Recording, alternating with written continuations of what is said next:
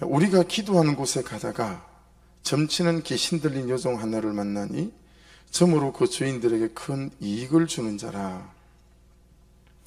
그리고 여러분 마지막 구절도 한번 보실래요? 한밤중에 바울과 실라가 기도하고 하나님을 찬송하며 제수들이 듣더라. 계속 그러긴 한데 오늘 말씀 또 내일 큐티 본문에는 시작이 기도고 또 마지막 본문도 기도잖아요. 이런 대목들이 사도행전에 꽤 많이 나오지 않나요?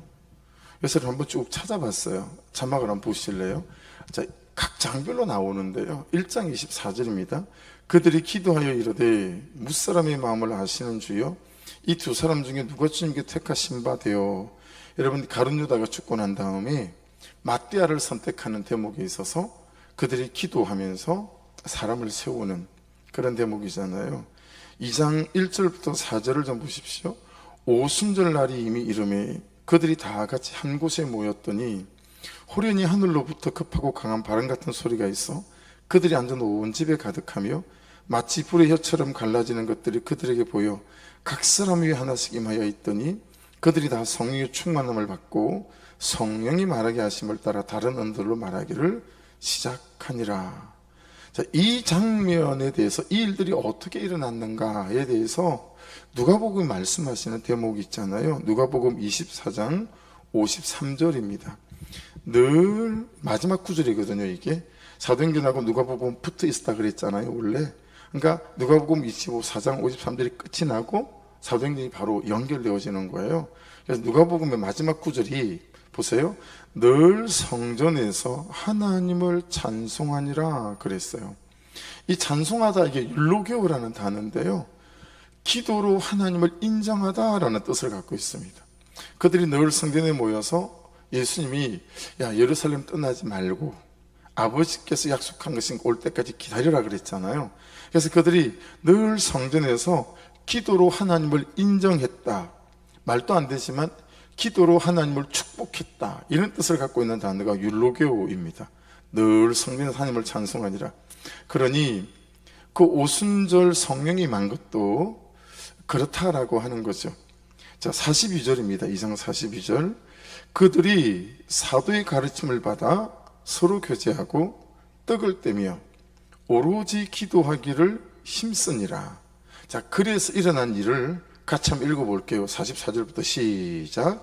믿는 사람이 다 함께 있어 모든 물건을 서로 통용하고 또 재산과 소유를 팔아 각 사람의 필요를 따라 나눠주며 날마다 마음을 같이하여 성전에 모이기를 힘쓰고 집에서 떡을 떼며 기쁨과 순전한 마음으로 음식을 먹고 하나님을 찬미하며 또 온 백성에게 칭송을 받으니 주께서 구원받는 사람을 날마다 더하게 하시니라.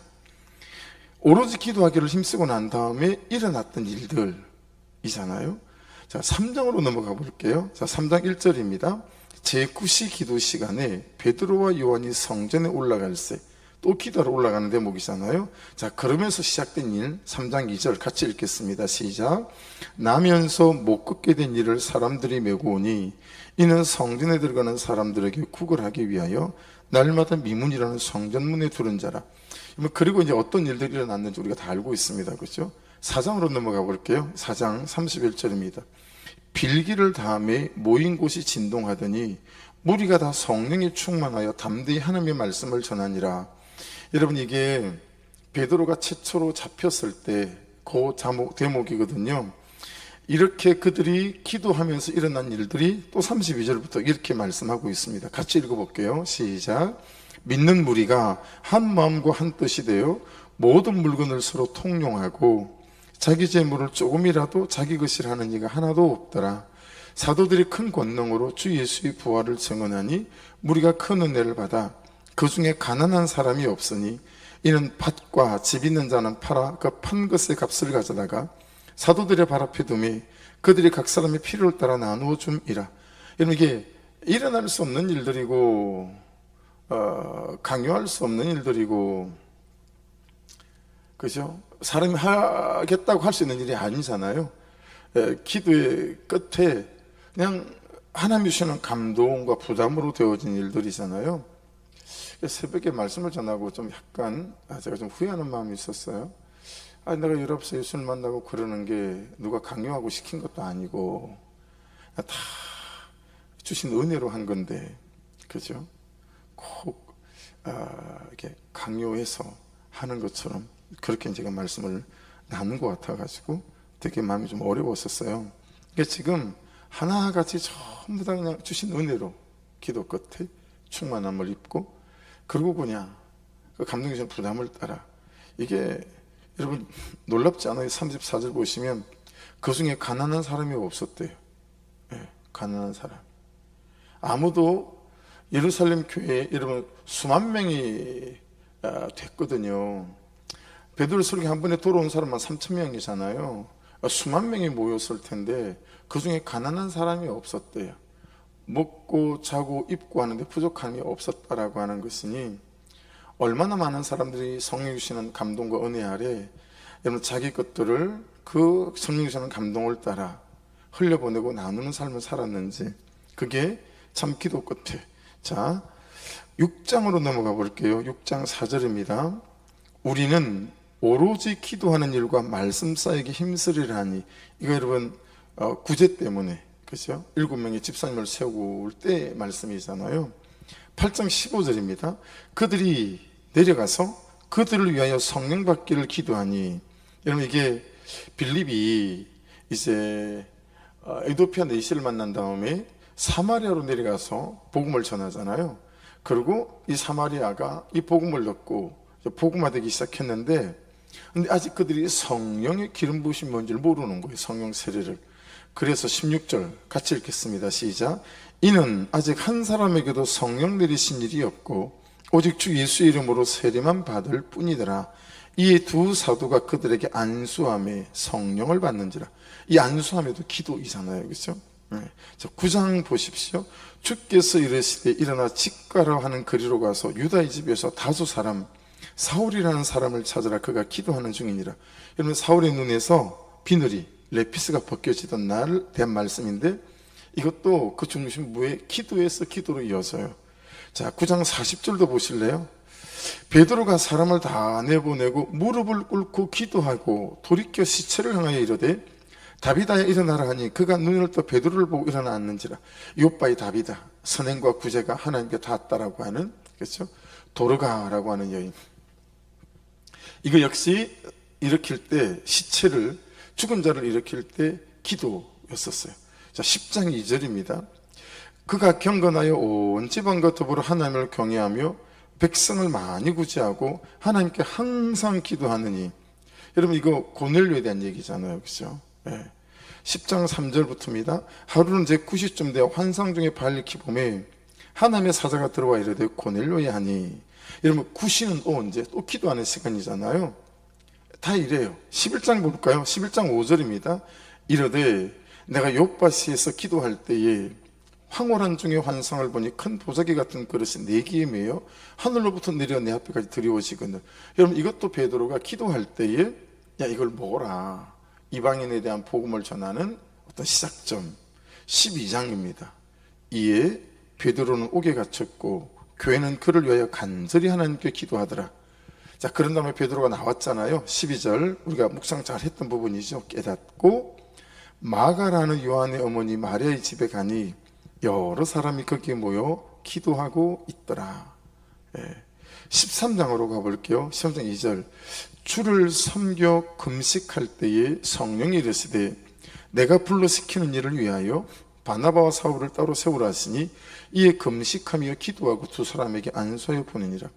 안디옥으로 사도들을 파송할 때도 역시 기도하고 13장 10절입니다. 큰 소리로 이르되 네 발로 바로 일어서라 하니 그 사람이 일어나 걷는지라. 각 교회에서 장로들을 택하여 금식 기도하며 그들이 믿는 주께 그들을 위탁하고. 여러분 이거 우리가 은혜 많이 받았던 루스드라에 발을 쓰지 못하는 사람을 일으키는 대목에서도 역시 그렇죠? 기도하며. 여러분 예루살렘 공회가 15장에 나왔잖아요. 그 중요한 이슈였던 할례 없이는 구원이 없다, 그 첨예한 율법과 믿음에 대한 갈등 부분에서 그냥 이 기도를 쭉 찾아보다가 왜 그들에게 기도했다는 말이 없지? 이게 새삼스럽게 좀 이렇게 도드라져 보이는 거예요. 예. 근데 15장 18절에 보면 이렇게 되어져 있습니다. 즉, 자막을 한번 보십시오. 제가 빨간 걸로 해놨는데, 예로부터 이것을 알게 하시는 주의 말씀이람과 같으니라. 예로부터 이것을 알게 하시는 주의 말씀이란과 같으니라. 그러므로 내 의견에는, 사실은 야곱의 의견이 아니라 이 구약의 말씀에 근거한 거죠. 그렇죠? 예. 이방인 중에서 하나님께 돌아오는 자들을 괴롭게 하지 말고 우상에 들어온 것과 음행과 목매어진 것 피를 멀리하라고 편지하는 것이 옳겠다 하잖아요. 그러니까 여러분, 왜 15장이 이 중요한 첨예한 갈등의 문제, 구원의 문제 앞에 기도했다는 얘기가 없지? 이걸 이렇게 다시 1장부터 쭉 살펴보다가, 이 문제는 기도에서 결정하게 될 문제가 아니었거든요. 이 문제는 말씀이 뭐라고 말씀하시는지 말씀에 물어서 결정해야 될 일들이었어요. 그러니까 여러분, 잘 보시면 우리가 기도로 결정해야 될 일들이 있는 반면에 꼭 말씀에 물어서 우리가 기도의 결정도 뭐에 근거해야 되죠? 말씀에 근거해야 되죠. 그래서 말씀을 붙잡고 기도하는 것들이 너무 중요하잖아요. 그렇죠? 그래서 15장에 기도가 쑥 빠져 있는 거, 이 중요한 대목에, 그러면서, 이거는 기도로 물을 일이 아니라 말씀에 물어야 할 일이었기에, 말씀에 근거해서, 예로부터 이것을 알게 하시는 주의 말씀이라 함과 같으니라 그래 놓고, 그 말씀에 보면 내 의견에 이 네 가지, 이거라도 우리가 금지시키는 것이 그들이 그리스도인의 삶을 살기 합당하겠다. 그렇죠? 구원 얻을 때의 믿음보다도 구원을 얻고 난 다음에 이 믿음을 지켜가는 그 삶에 있어서 네 가지를 금지시켰다 라고 우리가 말씀을 나눴습니다. 그렇죠? 그리고 여러분, 15장 뒤에 또 하나 나오는 사건이 하나 있어요. 이 부분인데 한번 보십시다. 며칠 후에 바울이 바나바더러 말하되, 우리가 주의 말씀을 전한 각성으로 다시 가서 형제들이 어떠한가 방문하자 하고, 바나바는 마가라는 요한도 데리고 가고자 하나 바울은 밤빌리아에서 자기들을 떠나 함께 일하러 가지 아니한 자를 데리고 가는 것이 옳지 않다 하여 서로 심히 다투어 피차 갈랐으니, 바나바는 마가를 데리고 배 타고 구부로로 가고 바울은 실라를 택하며 형제들에게 주의 은혜에 부탁함을 받고 떠나. 여러분, 이 대목에서 바울과 바나바가 싸우기 전에, 싸우면서 왜 기도했다는 내리동이 없을까? 기도의 주제로 쭉 찾아오다 보니까 또 궁금해지는 거예요. 이 두 분은, 이 한다는 분들이 왜 이 부분에서는 기도했다는 말이 없고 기도로 이 부분들을 하나님께 가져가고 뭐 그러지 않았을까? 예. 그래서 여러분, 여기에서 이제 묵상되는 바가, 바울 사도 입장에서 보면 사역자에 대한 이분의 개념이 있는 거죠. 견해이겠죠. 소신이겠죠. 신념이겠죠. 아니, 사역자는 어떤 어려움이 있어도 그래야 되는 거 아니야? 뭐 이런 거죠. 그런데 바나바 입장에서 만약에 본다면 사람에 대한 이해가 더 중요한 거예요. 아니, 금방 사람이 편하나, 시간이 필요하고 과정이 필요한데, 그래서 기도로 하나님께 가져가야 하는 거, 이것도 있지만 이 사역보다도 이 사람을 먼저 세우고 가는 게 중요할 텐데, 이 서로에 대한 견해와 소신, 이게 어떤 차이가 있는 거구나, 이런 걸 보면서도 우리도 그럴 수 있잖아요. 그죠? 그래서 여러분, 내 소신이나 내 견해, 저 같은 경우에도 그것보다 우리가 이걸 기도에 맡겨가는 것들이 옳겠다. 바울 사도의 선택과 바나바의 선택이 다 성경적인 건 아니니까요. 그들의 부분을 보면서 또한 말씀이 우리에게 말씀하시는 바가 있는 거니까요. 그렇죠? 근데 여러분, 이 사건마저도 사실은 기도로 끝이 나요. 40절 한번 보십시오. 이 사건의 마지막 말미에요. 바울은 실라를 택한 후에 형제들에게 주의 은혜에 부탁함을 받고 떠나. 기억나시는 단어 있지 않으세요? 파라디노미. 하나님께 넘겨주다. 하나님의 은혜에 넘겨주다. 그러니까 하나님께 맡기다, 넘겨주다는 기도를 통해서 그렇게 했다라고 하는 말이 있거든요.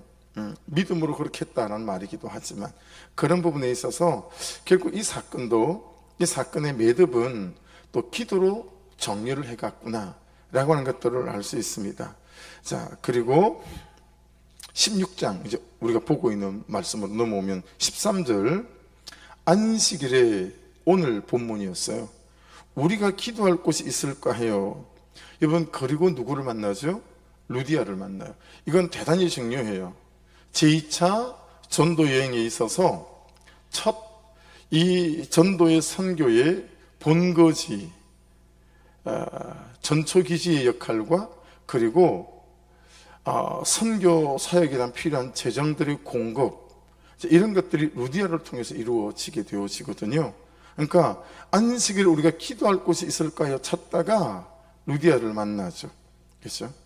그리고 오늘 본문 보십시오. 16절. 우리가 기도하는 곳에 가다가 점치는 귀신 들린 여종 하나를 만나니 점으로 그 주인들에게 큰 이익을 주는 자라. 그냥 앞이 뒤가 다 기도라 1장부터 한번 쭉 훑어봤습니다. 여러분, 기도를 한참 하고 있는 중에도 아니고, 기도하고 오다가도 아니고, 기도하는 곳에 가다가, 기도하는 곳에 가다가 막 이런 일들이 일어나는 거예요. 여러분 보세요. 우리가 지금 신앙생활은 안 해오던 신앙생활의 방식이잖아요. 그렇죠? 말씀에 어쨌든 붙어가고, 말씀이 뭐라 말씀하시는지 거기에 집중하고, 그 말씀을 통해서 나를 향하신 하나님의 음성을 들으려고 하고, 그렇잖아요. 그렇죠? 그러니까 우리가 옛날에는 하늘의 언어에 너무 치우쳐 살다 보니까 땅의 언어, 삶이 없는 신앙생활을 너무 많이 한 거예요. 교회에서 기도한다고 아이들을 챙기고 남편을 챙기는 건 다 내팽개치고, 이게 성경적 삶으로 옳지 않았다라고 하는 것들인 거죠.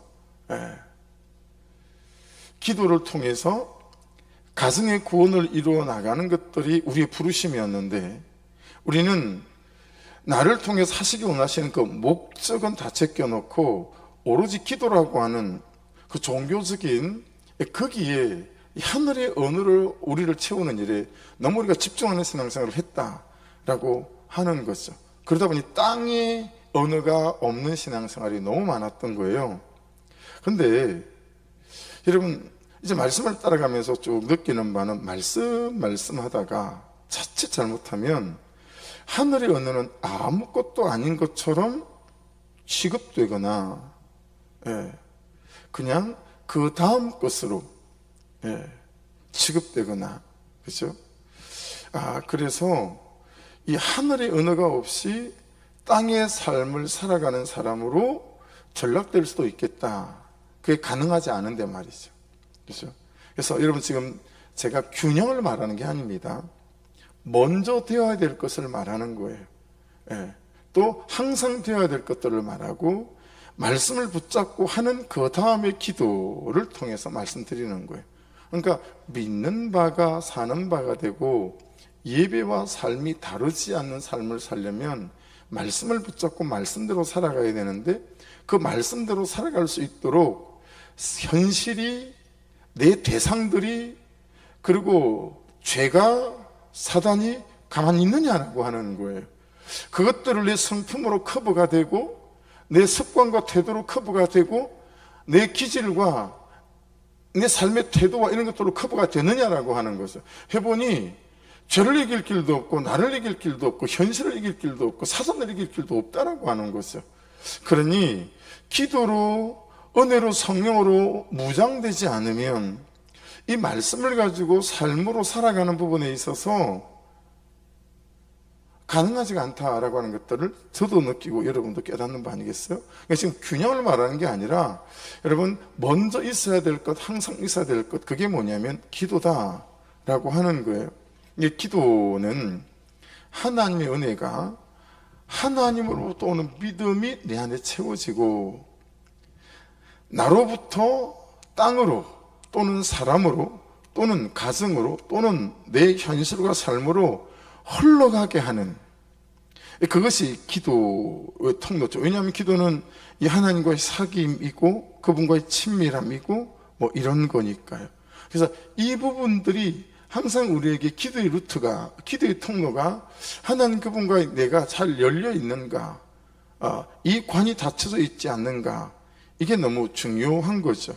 그러니까 기도는 하나님과의 관계이기도 하고, 또 사귐이고 친밀이기도 하고, 동거하는 것이고 동행하는 거니까 기도의 전제 없이 말씀을 적용하고 말씀을 살아내고 말씀을 깨닫고 말씀을 들리는 일이 수월할까, 가능할까 라고 하는 것이죠.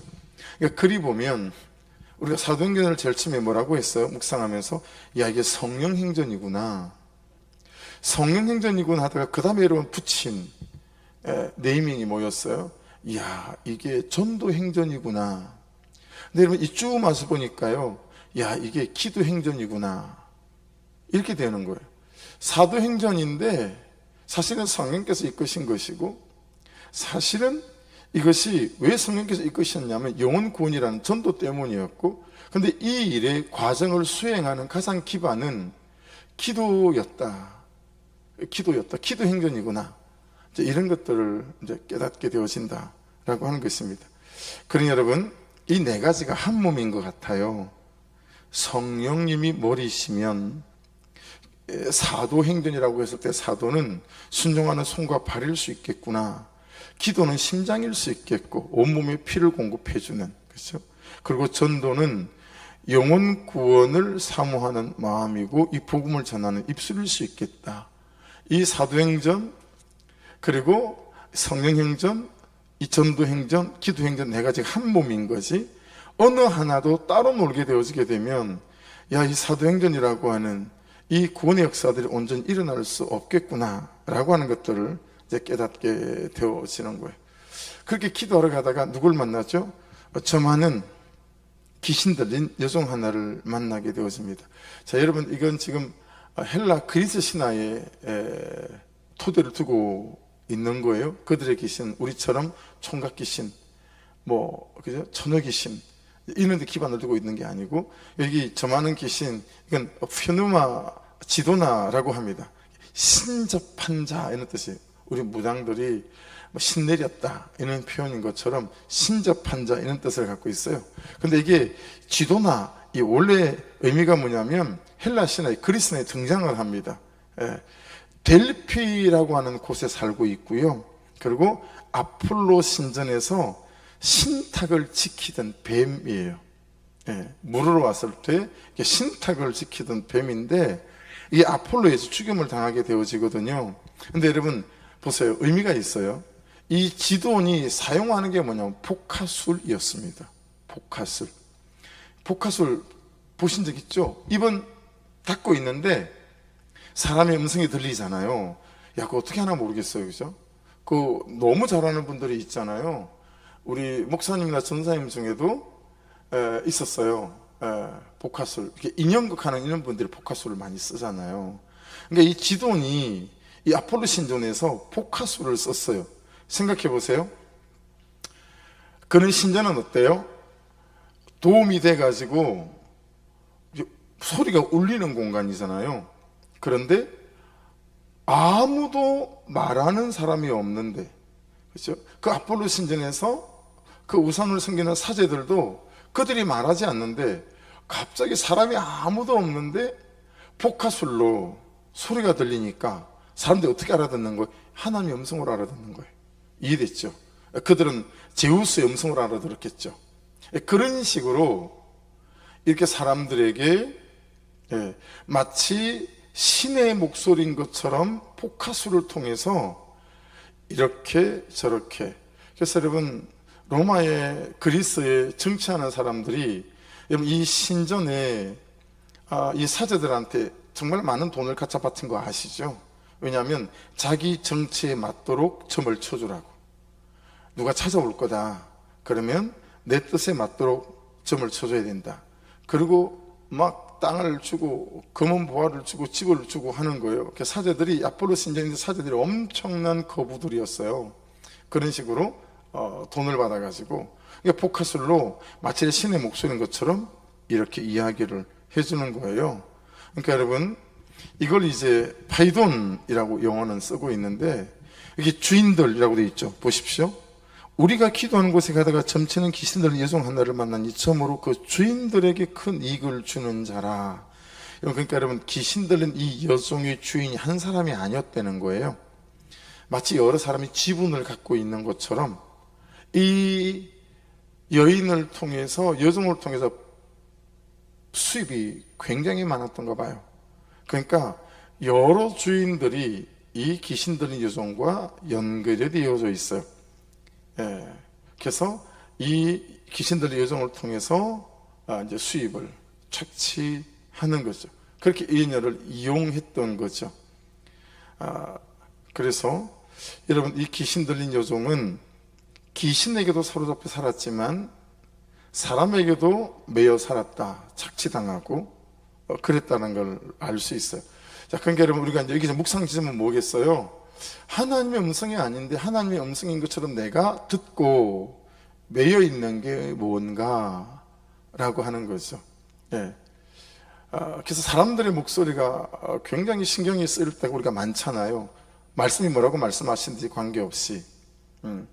그래서 여러분, 중학생들 대상으로 이렇게 이제 부흥회를 하고 수련회를 하고 메시지를 나눌 때 중학생들, 고등학생들보다 따라온 부모나 선생님들이 훨씬 더 많이 말씀을 전하고 기도할 때 뒤집어져요.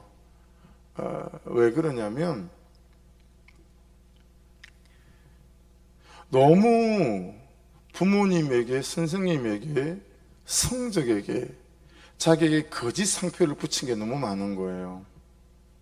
맨날 이 여선생님 한 분은 넌 안 돼, 넌 못해, 맨날 엄마한테 이 얘기만 듣고 살은 거예요. 그리고 그날 그게 포복절도하며 울면서 어머니를 용서하겠다고 막 그러면서 우는데 나중에 알고 보고 듣고 보니까 그런 거예요. 단 한 번도 엄마가 넌 할 수 있을 거야 라고 말을 했거나 넌 괜찮은 사람이야 라고 말을 했거나 그래 본 적이 없다는 거예요. 엄마가 붙인 거짓 상표가 너무 많은 거예요. 거짓 메시지가. 넌 안 돼, 넌 아무것도 못해, 네가 사람이야, 뭐 이런 말들로만 맨날 그냥 거짓 메시지가 붙어 있었던 거예요. 근데 그게 그날 저녁에 이분을 자유케 한 거죠. 그러니까 여러분, 사람의 소리에 우리가 쏟고 있는 게 너무 많고 현실의 소리에 쏟고 있는 게 너무 많죠. 그렇죠? 이 과정이니까, 통으로 보는 게 잘 안 되니까 우리는 이 구속사의 과정 안에서 지금이 너무 버겁고 힘들 때 현실은 항상 우리를 속이잖아요. 그리고 항상 그 사람도 우리를 속이잖아요. 넌 어려울 거라고, 넌 힘들 거라고. 그러니까 무엇에 쏟고 있는지를 잘 봐야 되고, 두 번째, 내가 무엇에 매임을 당해 있는지도 잘 봐야 되겠죠. 돈에 매임을 당할 수도 있고, 너무 그래도 되나 싶은 말이죠. 제가 감사한 것 중에 하나는 돈이 엄청 필요할 때가 많은데 돈 많은 사람이 단 한 번도 부러웠던 적이 없는 것 같아요. 여전히 지금도 돈 가진 사람은 좀 무서워요. 돈이 너무 필요할 때가 많으면서. 근데 돈 가진 것이 부럽거나 돈을 벌어야 되겠거나 돈을 모아야 되겠다라는 중심이, 여러분, 목사의 중심이 없으니, 물론 여러분 덜컥 겁이 날 때는 있어요. 이제 50대 중반인데 은퇴하고 나면 뭐 먹고 살지? 이것 때문에 좀 약간 두려움이 찾아올 때도 없지 않아 있긴 합니다만은, 그러니까 여러분들이 한번 생각해 보세요. 나는 무엇에 매여 있나? 나는 어떤 자존심, 아니면 열등감, 참 다양하잖아요. 그런 것들도 말씀 안에서 한번 돌아볼 필요가 있는 것 같아요. 그러니까 이런 것들이 여러분 내 일부가 되고 삶의 일부가 되기 시작하면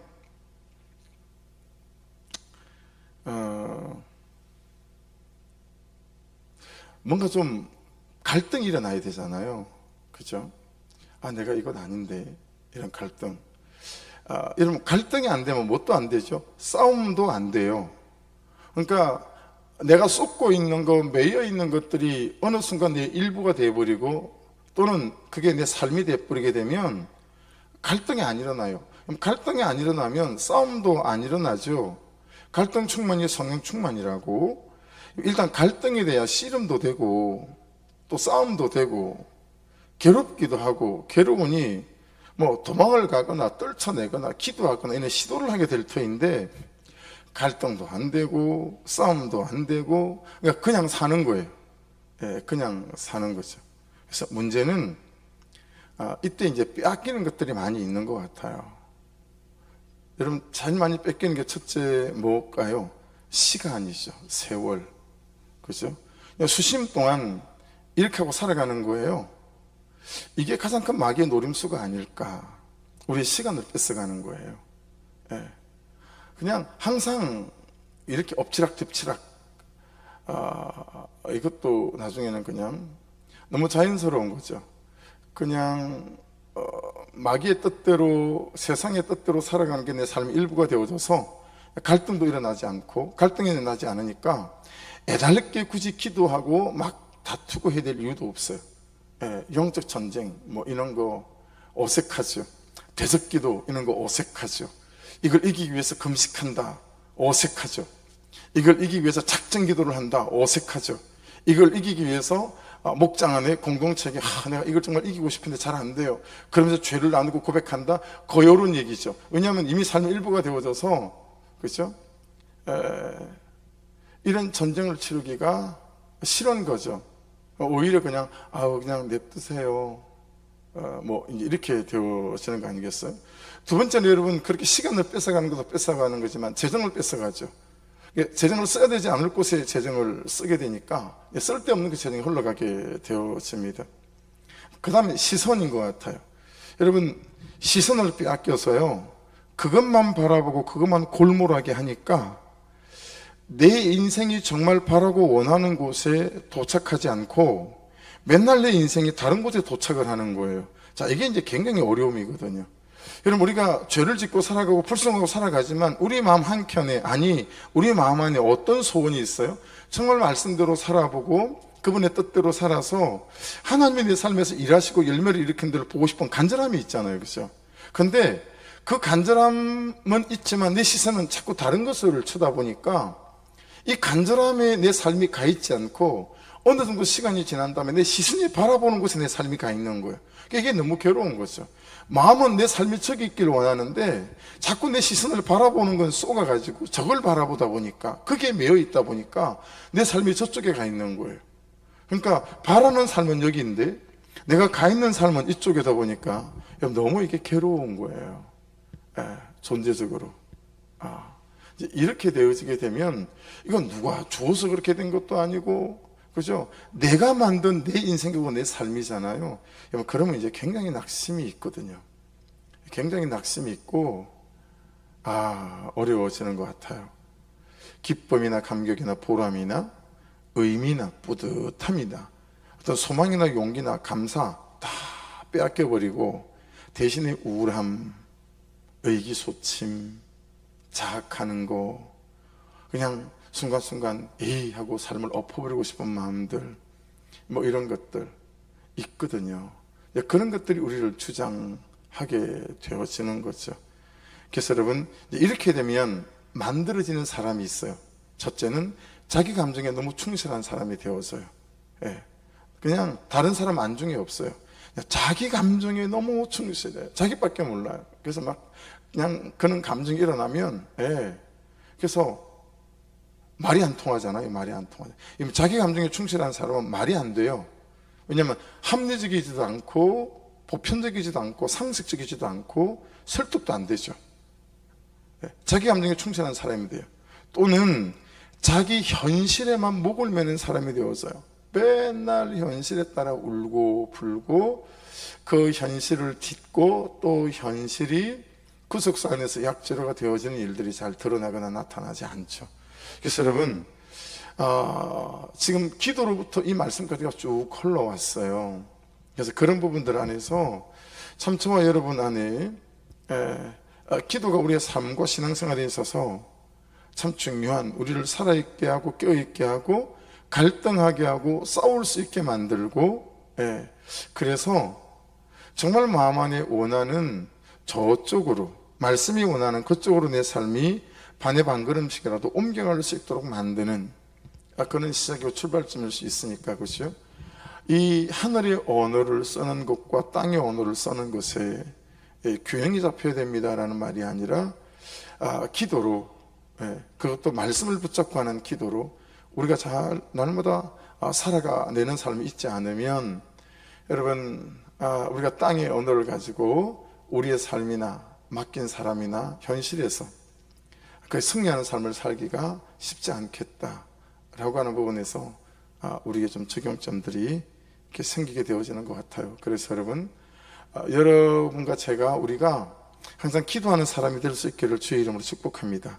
또 기도하는데 그 기도가 정말 종교적이지 않고 형식적이지 않고 기도하면서 기도 안 하는 경우 알죠? 이게 무슨 뜻인지. 저는 기도하면서 기도하지 않는 기도를 많이 경험해 본 것 같아요. 지금도 간간히 여기 앉아서 무릎 꿇고 기도하는데 이 기도가 하나님과 아무 관계가 없고 그냥 엎조리는 듯한 중언부언 기도, 중심이 하나도 실려 있지 않고 그냥 시간을 때우는 기도, 이런 식의. 그래서 항상 저와 여러분의 기도가 중심이 있고 진심이 있어서 참 그분의 마음을 구하고 그분의 뜻을 구하고 또 말씀을 붙잡고 기도하면서 말씀이 깨달아서 들리게 해달라고 기도하며 그 말씀대로 우리의 삶이 이끌리게 만들어갈 수 있는 하나님과의 교제가 있고 사귐이 있는 기도가 될 수 있기를 주의 이름으로 축복합니다. 여러분 17절을 보십시오. 그가 바울과 우리를 따라와 소리질러 이르되 이 사람들은 지극히 높은 하나님의 종으로서 구원의 길을 너에게 전하는 자라며 그냥 그렇게 묵상이 되더라고요. 야, 귀신도 다 아는데 우리는 왜 모를까? 귀신도 다 알잖아요. 그렇죠? 귀신도 다 듣고 귀신도 다 아는데 여러분 그만치 우리가 다른 곳에 우리의 귀와 눈이 열려 있는 건 아닐까요? 너무 다른 것을 바라보고 너무 다른 것에 귀를 쫑긋 세우고 있다 보니까 이 일을 귀신도 다 들리는 이 말씀을 나는 못 듣고 나는 못 알아보고 있는 것은 아닐까. 그래서 이렇게 여러분 18절을 보십시오. 이같이 여러 날을 하는지라 바울이 심히 괴로워하여 돌이켜 그 귀신에게 이르되, 처음에는 야 귀신도 이걸 다 아는구나 라고 했겠는데 매일 그러니까 괴로웠던 것 같죠. 예수 그리스도 이름으로 내가 내게 명하노니 그에게서 나오라니 귀신이 즉시 나오니라. 여러분 복음서에 보면 70명의 제자들을 둘씩 짝을 지어 파송하잖아요. 그때 주신 권세 아시죠? 예수 이름으로 기도하고 명령할 때 귀신이 쫓겨나가게 될 거다. 병이 고쳐지는 역사가 나타나게 될 거다. 할렐루야. 그러니까 여러분에게 주신 권세고 저에게 주신 권세인 줄로 믿습니다. 아멘. 예수 믿는 모든 사람에게 주신 권세가 뭐냐면 귀신을 쫓아낼 수 있는 권세를 주셨다라고 하는 거예요. 그리고 병 고치는 권세 주의 이름으로 주셨다라고 하는 것이니 여러분 우리에게 주신 이 권세. 그래서 누가복음 10장 17절은 이렇게 말씀하세요. 70인이 기뻐하며 돌아와 이르되 주여 주의 이름이면 귀신들도 우리에게 항복하더이다. 이분들이 정말 나가서 보고 깜짝 놀라는 거예요. 진짜 되네 이런 거죠. 진짜 되네. 네. 여러분 이분들이 참 깨어 있었고 살아 있었다라고 하는 것들을 알 수 있는 그런 대목인 것 같아요. 그렇죠? 21절 가볼게요. 이제 그래서 이 사람들이 바울하고 바나바를 붙잡았어요. 왜냐하면 돈줄이 끊겼잖아요. 돈줄이 끊겨가지고 하는 말이 로마 사람인 우리가 받지도 못하고 행하지도 못할 풍속을 전한다 하거늘. 이건 풍속에다 동그라미를 한번 쳐보시겠어요? 풍속이 에도스라는 단어인데요, 습관 또는 삶의 방식 또 삶의 방향, 방법이에요. 항상 제가 방향을 먼저 얘기하는데 방식을 먼저 얘기했죠. 왜냐하면 풍속이 방식이라는 뜻이 한 80이고 방향과 방법은 10% 정도예요. 그러니까 에도스라는 이 풍속이라는 단어는 삶의 방식이라는 뜻이 훨씬 커요. 무슨 얘기하는 거예요? 아니 살아본 적이 없는 방식으로 살아라고 말하고, 우리는 그리스 신화의 바탕을 두고 이 제우스에게 묻고 듣고 그러면서 기룡을 점치고 이러고 살았는데 이 바울 사도는 이게 우상이라 그러고 귀신이라 그러고 다 쫓아내버리고 말씀에 물어야 된다 그러고 예수에게 물어야 된다 그러고 예수를 믿어야 된다 그러고 이 삶의 방식 도저히 우리가 납득할 수 없다. 그리고 이 습관을 가지고 살아야 된다. 이것도 납득이 안 된다. 이 얘기하고 있는 거예요. 그들이 뭐 정당한 그들의 입장에서는 그런 이제 반응일 수 있잖아요. 그죠? 그래서 여러분 어떠세요? 이렇게 날마다 말씀을 듣고 말씀에게 그 다음에 하나님 말씀하시면 제가 듣겠습니다. 그리고 그 말씀이 말씀하시는 대로 내가 삶의 방식을 가져가는 삶이 어떻게 좀 되어져 갔습니까? 아니면 여전히 남의 옷을 입은 것처럼 불편하고 좀 거추장스럽고 부담이 되십니까? 어떠십니까? 그러니까 참 우리가 이 큐티를 한다, 말씀에게 묻는다, 그죠? 그리고 들을 말을 들었습니다 라고 하는 거 너무 불편하죠. 그죠? 받지도 못하고 행하지도 못할 풍속, 그죠? 남편에게 복종하라, 받지도 못하고 행하지도 못할 풍속, 방식이잖아요. 하나님 제재만 보고 가겠습니다. 받지도 못하고 행하지도 못할 풍속. 우리 입장에서는 그렇지 않습니까? 그죠?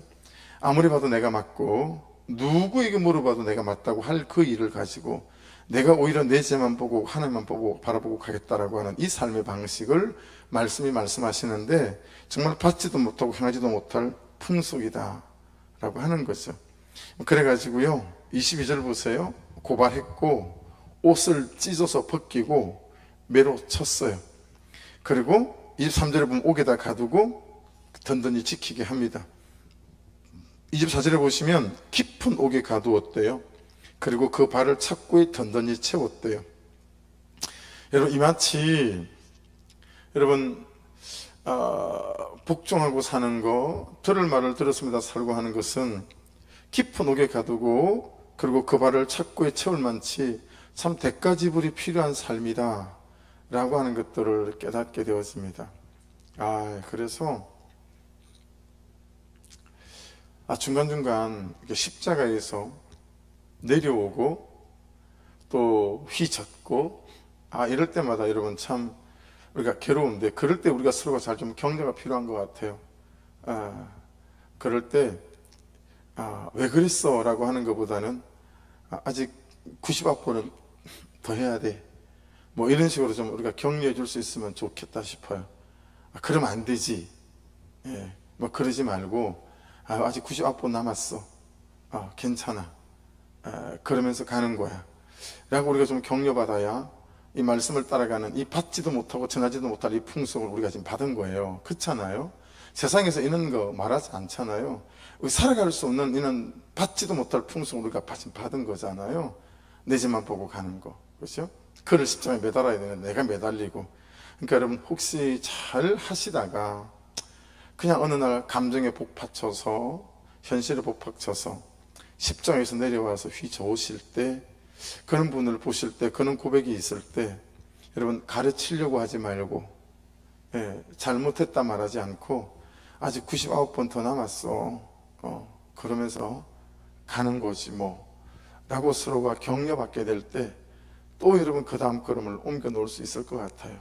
그래서 진짜 우리가 받지도 못할, 전하지도 못할 이 풍속을 받아서 이 걸음을 걸어가고 있으니 우리 서로가 각자가 그냥 격려가 되고 힘이 될 수 있기를 주의 이름으로 축복합니다.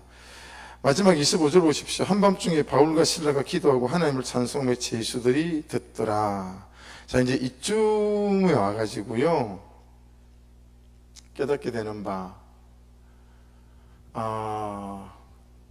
이 감옥 안에, 이 깊은 감옥 안에 하나님의 뜻과 계획이 있구나 라고 하는 거죠. 이 깊은 감옥 안에.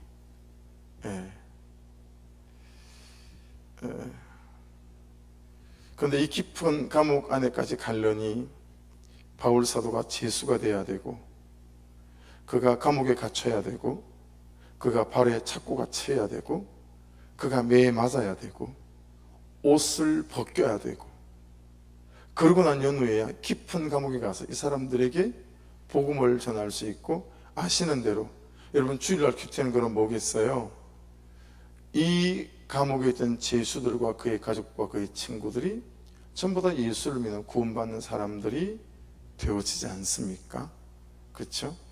그것 보면 우리의 부르심은 우리가 잘 되어져서 그렇게 할 수도 있겠지만, 이렇게 수치를 당하는 옷벗김, 매질을 당하는 고통, 그리고 신분상으로 제수가 되어지고 깊은 감옥에 갇혀서 절망이 그냥 가득해 보이고 그 발에 착고가 채여서 꼼짝할 수 없게 되어진 그때, 그때가 가장 힘든 그때, 공고한 그때가 오히려 복음이 복음으로 드러날 수 있는 은혜의 때라는 사실을 우리가 잘 기억했으면 좋겠어요.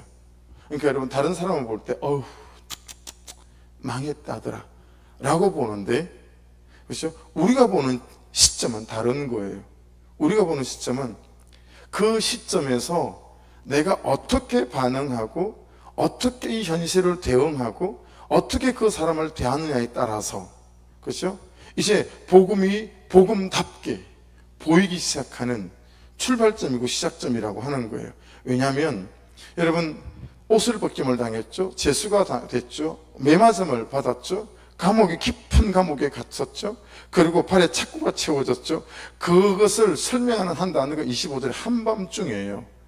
처지도 그런데 한밤중에 깜깜한데 어떤 소망도 없어 보이는, 그냥 이제 끝났어, 그 집은 끝난 것 같은데, 그 사람은 이제 끝인 것 같은데 라고 하는 그 시점에 내가 그 현실과 이 상황에 대해서 어떻게 반응할 거냐라고 하는 거죠. 그러니까 구속사 안에서 그것은 복음이 복음으로 드러날 수 있는, 여러분, 정말 하나님의 세팅이고 계획이고 은혜의 때지, 절대 여러분들에게 연자맷돌을 매달아서 죽어라 하고 하나님이 가만 냅두고 있는 때가 아니다라는 것에 대하여 우리의 믿음이 분명할 수 있기를 주의 이름으로 축복합니다. 그래서 바울과 실라가 어떻게 해요? 첫째, 기도하죠. 그 다음에 하나님을 찬송해요. 근데 여러분, 그게 제수들이 듣더라, 이게 너무 중요한 거예요. 예. 악에 받쳐서, 예, 억울함에 받쳐서 막 그렇게 그들이 기도하고 하나님을 찬송한 게 아니었던 거죠. 그래서 여러분, 그들의 기도의 내용이 어떤 거였을까요? 제수들이 들을 만한, 들을 수밖에 없는, 감동이 될 만한. 예. 여러분, 말한다고 다 듣는 게 아니잖아요. 제수들이 이 깊은 감옥에 갇힌 제수들이라면 어떤 제수들이겠어요? 입 닥쳐! 뭐 이러지 않겠어요? 근데 들었다는 거예요. 예. 그러니 그 절망의 노래를 부른 게 아니라 그 절망 중에, 그 기쁜 한밤중에 소망의 노래를 불렀다라고 하는 걸 알 수 있죠. 감사의 기도를 드렸다라는 걸 알 수 있죠. 예, 그렇죠? 그 절박한 상황 가운데서 이 바울과 실라가 여러분 어떻게 기도하고 어떻게 찬송했는지 알 수 있는 거잖아요. 제수들이 다 들었대요. 예, 감동이 되고 은혜가 되고 아멘이 되고 이런 거죠. 그래서 여러분, 항상 우리의 기도가 향해야 되는 곳은 네 곳이에요. 잘 기억해 주십시오. 첫째는 하나님을 향하여예요.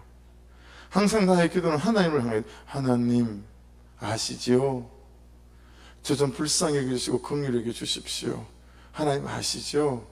라고 기도는 하나님을 향해서 그분과 나와의 깊은 사귐과 그분의 말씀하심이 있어야 되는 거죠. 항상 그래서 여러분, 기도는 가장 먼저 하나님을 향해야 합니다. 두 번째, 여러분, 기도는 나를 향해야 합니다. 하나님, 제가 힘들어요. 제가 아파요. 하나님, 제가 그만 놓고 싶어요. 그냥 치우고 싶어요. 하나님, 어떡한데요? 저 좀 도와주십시오. 항상 두 번째는 여러분, 나를 향하여 나의 기도가 있어요. 내 존재를 향한 나의 기도가 있어야 돼요. 여러분, 상황과 현실이 아니에요. 그 상황과 현실이 어때도요, 내가 하나님 그분 앞에 연결되어져 있고 살아있으면 이 현실은 정말 디딤돌이지, 이 현실은 나를 막아서는 그런 게 아니다라고 하는 거예요. 권투 선수 그분처럼 책상 앞에다가 여자는 인생의 걸림돌이다 써붙였는데, 아침에 조깅하다가 시내버스를 타는 고등학교 여학생을 보고 홀딱 반했어요. 그 여학생이 탄 시내버스를 쫓아서 학교에 도착할 때까지 조깅을 하고 조깅을 돌아오고 여러 달을 하다 보니까 마음에 갈등이 생겼어요. 왜냐하면 조깅을 하고 와서 샤워를 하고 옷을 갈아입고 책상 앞에 탁 앉으면 여자는 걸림돌이다 되어져 있는데 지금 자기 인생은 여자를 꽁리를 쫓아다니고 있는 거잖아요. 너무 갈등이 되는 거죠. 그러니까 여러분, 여자는 걸림돌이다를 싹 뜯어치워버려요. 그랬는데 그게 끝인 줄 알았더니 다른 슬로건을 갖다 붙이잖아요. 여자는 인생의 디딤돌이다. 여러분, 구속사 밖에서는 사건과 절망과 실패와 떨어지고 가난한 것은 걸림돌이에요. 하지만 구속사 안에서는 우리의 가난도 실패도 디딤돌 되어지는 하나님의 구속사 안에 있는 하나님의 세팅이 되는 줄로 믿습니다. 그러니까 그때 우리가 어떻게 믿음으로 이것들을 바라볼 거냐. 첫째, 항상 나의 기도는 하나님을 향해야 된다는 거. 그분과 깊은 사귐 교제가 있어야 돼요. 두 번째, 나를 향해야 돼요. 내 안에 묻은 내 자존감, 내 열등감, 내 실패감, 그것이 은혜로 말미암아 여러분 여기서 회복되어져야 돼요. 그 회복되어진 내가 현실 속에 서야 해요. 두 번째 기도는 나를 향해야 된다고요. 세 번째는 대상이에요. 대상은 사람일 수도 있고 현실일 수도 있어요. 무너지는 현실, 가난한 현실, 실패한 현실, 또는 정말 나를 미워하는 그 사람, 미워 죽겠는 그 사람, 함께 살고 싶지 않는 그 사람, 그 대상을 향해야 돼요. 하나님, 그가 미워요. 이 현실 더 이상 저 감당하기 어려워요. 어떻게 해주세요? 그럼 제가 어떻게 해야 되죠? 사랑할 마음을 부어주십시오. 하나님, 붙어갈 수 있는 마음을 좀 견딜 수 있고 버틸 수 있는 은혜를 제게 부어주십시오. 그 대상을 향해야 돼요, 나의 기도가. 여러분, 마지막 네 번째는 뭐겠어요? 마지막 네 번째는 사단이기도 한데, 영적 전쟁에서 일어나야 되는 것은 그냥 나 자신을 향해야 된다는 곳에 붙이면 되니까, 그렇죠? 나 자신을 향해 기도할 때 하나님, 내가 이 현실에서 이 사단과의 싸움에서 내가 이길 수 없어요. 그게 같이 붙어간다고 보고, 여러분 항상 바라기는 여러분의 기도가 제일 마지막 네 번째 영혼을 향하는 기도가 된다면 틀림없이 하나님 여러분의 인생을 들어 쓰실 거예요. 근데 우리의 기도에 영혼을 향한 기도의 방향이 없어요. 여러분의 모든 기도의 끝에는 내가 복음을 전해야 될 그 영혼과 그 사람이 항상 내 기도의 끝이어야 합니다. 내 기도의 끝에 마지막 내 기도의 끝자락은 하나님, 그분이요, 그 사람이요, 하나님, 그가 복음을 듣게 하시고 그가 말씀 따라 사는 백성이 될 수 있도록 제가 그에게 복음을 전할 기회를 주시고, 제가 그에게 복음을 전할 수 있도록 그의 마음을 열 수 있도록 그를 잘 섬겨갈 수 있도록 도와주십시오. 이 기도가 여러분의 기도의 끝에 있다면 하나님은 여러분의 존재와 삶을 쓰지 않을 수가 없습니다. 왜냐하면 그분의 목적이 나의 목적이기 때문에 그래요. 그래서 마지막 네 번째 내 기도에 향해야 될 방향은 잃어버린 영혼, 그 사람에 대하여 있어야 합니다. 그래야 하나님께서 우리의 존재와 인생을 쓰실 수 있으세요. 그러니 여러분, 하나님을 향해야 된다는 것이 가장 중요한 것처럼 보이나 하나님이 바라보실 때 참 나의 기도의 끝자락이, 야, 쟤는 항상 저 잃어버린 영혼에 대하여 아버의 마음을 함께 나누는구나. 그렇죠? 여러분, 철들었다라는 말의 뜻이 어떤 거예요? 뭐 직장 다니고 자기 뭐 밥벌이 하고 이게 철들은 거예요? 그게 아니잖아요. 아버의 마음을 헤아려 주는 거잖아요. 엄마의 마음을 헤아려 주는 거잖아요. 엄마가 가진 고통을, 엄마가 가지는 그 마음을 헤아려 줘서, 그렇죠? 아유, 엄마 참 힘들지요, 한마디. 엄마 애쓰셨어요, 그 한마디. 그게 철든 거 아닙니까? 우리가 하나님 그분의 영혼을 향한 애타는 마음을 알고 내 기도의 끝자락, 삶의 끝자락에서 내 시간과 내 재정과 내 삶을 영혼을 향하여 쓰기 시작한다면 하나님께서 어떻게 우리의 삶을 가만두시겠는가? 보세요. 지금 바울 사도는 어디에 있어요? 감옥에 있어요. 그렇죠? 그곳에서 하나님이 행하실 일이 뭐죠? 그곳에서 이 간수들과 이 가족들을 구원하시는 일들이 시작되어지시겠죠. 그것이 하나님께서 바울 사도를 몰아가는, 인생을 몰아가는 방향이었어요. 그런데 바울 사도는 그 인생의 방향을 몰아갈 때 내가 왜 감옥이에요? 내가 왜 매를 맞아야 돼요? 하나님, 이건 아니죠. 에? 내가 어떻게 사는데? 그렇게 덤비지 않잖아요. 그렇게 덤비지 않고 그냥 그곳에서 바울과 실라는 하나님을 찬송하고 기도하는 거예요. 그렇죠? 그의 기도와 삶의 방향이 하나님을 향하고, 그런 나를 향하고, 그런 대상에게 향하고, 그죠? 그리고 잃어버린 영혼에 대하여. 이 기도의 방향만 저와 여러분이 갖출 수 있다면 하나님이 날마다 저와 여러분을 세우시고 쓰시고, 여러분을 살려놔야 될 이유도 되고, 복을 주어야 될 이유도 되고, 능력을 주어야 될 이유도 되고, 시간과 재정을 맡게 될 이유도 될 것이니, 저와 여러분의 삶의 항상 마지막에 방향의 끝, 방식의 끝자락은, 기도의 끝은 잃어버린 영혼을 향하여 있기를 주의 이름으로 축복합니다. 그러면 그 삶을 하나님께서 쓰실 줄로 믿습니다. 직장을 다니는 이유, 돈을 버는 이유, 뭐라도 영혼을 위하여, 하나님의 나라와 영광을 위하여 라고 되어지게 될 때 우리의 삶은 어느 한 자락도 버릴 곳이 없는 그분께서 쓰시는 인생과 존재, 또 삶이 되어질 줄로 믿습니다. 기도하겠습니다.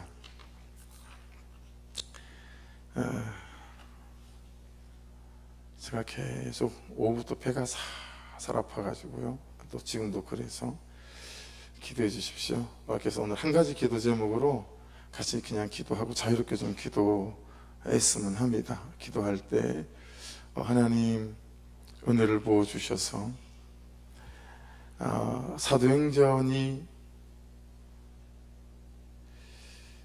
성령행전이 되더니, 좀 더 걸어왔더니 전도행전이더니, 오늘 이 저녁에는 사도행전이 기도행전이구나 라는 걸 깨닫게 하시니 감사합니다 라고 기도하면서, 하나님 정말 기도로 삶을 에워싸는 그는 기도하는 사람이 되게 도와주십시오. 기도로 하나님께 묻고 말씀으로 기도하며 말씀을 붙잡고 말씀대로 기도하는 은혜도 허락해 주시옵소서. 그리고 바울 사도가 옷을 벗기고 수치를 당하고 매를 맞고 깊은 감옥에 갇히고 또 발에 착고가 채였지만 현실에 대하여 대적하고 반항하며 이건 아니시오 라고 말하지 않고, 그의 기도가 하나님을 향하고 자신을 향하고 그리고 현실을 향하고 잃어버린 영혼을 향하여 참으로 그곳에서도 하나님의 방식대로 그가 서 있을 수 있었던 것처럼 저에게도 그런 은혜를 부어 주옵소서. 나의 기도 방향이 이 네 가지 방향을 가질 수 있도록 인도해 주옵소서라고 기도하며, 여러분 하나님에게 기도하시고 하나님을 향하여, 그리고 하나님 제가 이렇게 힘들어요 라고 기도하시고, 대상 나의 현실을 올려드리며 기도하시고, 나의 곤고함 그 사람에 대하여 기도하시고, 그리고 끝자락에 참으로 잃어버린 영혼을 향하여 나의 기도가 향하게 기도하는 이 밤 되어지기를 원합니다. 우리 주여 한번 부르고 이 기도 제목으로 자유롭게 기도하다가 일어나도록 하겠습니다. 우리 주여 한번 부르며 기도드립니다. 주여